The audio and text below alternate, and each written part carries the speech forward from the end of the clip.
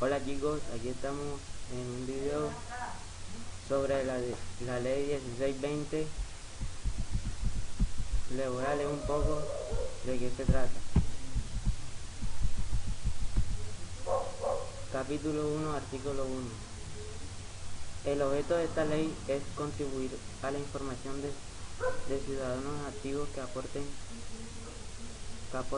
a la construcción de una sociedad democrática, participativa, pluralista e intercultural, en concordancia con el mandato constitucional y la Ley General de Educación, Ley 115 de 1994, mediante la creación del Sistema Nacional de Convivencia Escolar y Formación para los Derechos Humanos, la educación para la sexualidad y la prevención y mitigación de la violencia escolar, que promueva y fortalezca la información ciudadana y el ejercicio de los derechos humanos sexuales y reproductivos de los estudiantes de los niveles educativos de preescolar, básica y media, y prevenga y mitigue la violencia escolar y el embarazo en la adolescencia.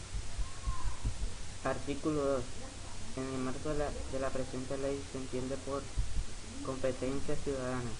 Es una competencia básica que se define como un conjunto de conocimientos y habilidades cognitivas, emocionales y comunicativas que, articulados entre sí, hacen posible que el ciudadano actúe de manera constructiva en una sociedad democrática.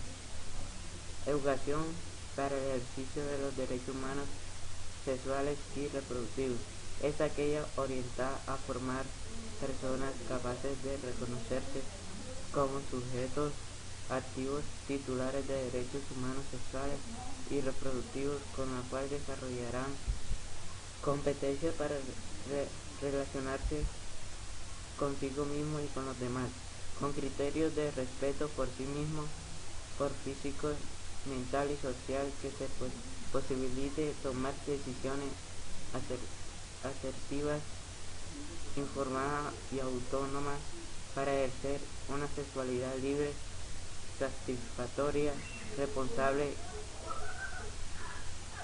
y sana, en torno a la construcción de su proyecto de vida y a la transformación de dinámicas sociales hacia el establecimiento de relaciones más juntas, democráticas y responsables. Acoso escolar o bullying, conducta negativa, intencional, metódica y sistema de agresión, intimidación, humillación, ridiculación, difamación,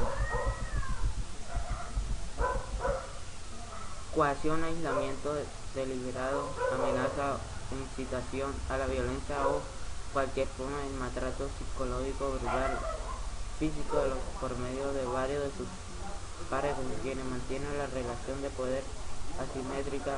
También puede ocurrir por parte de docentes contra estudiantes.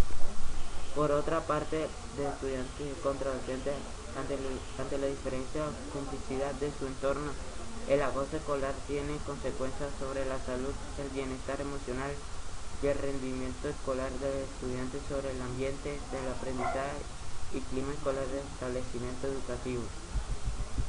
Ciberbullying o ciberacoso escolar, forma de intimidación con uso deliberado de tecnologías de información, internet, redes sociales virtuales, telefonía móvil y videojuegos online, para ejercer maltrato psicológico y continuado.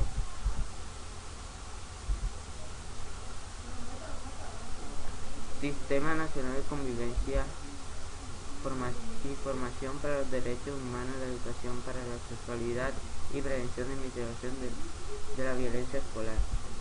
Artículo 3. Creación.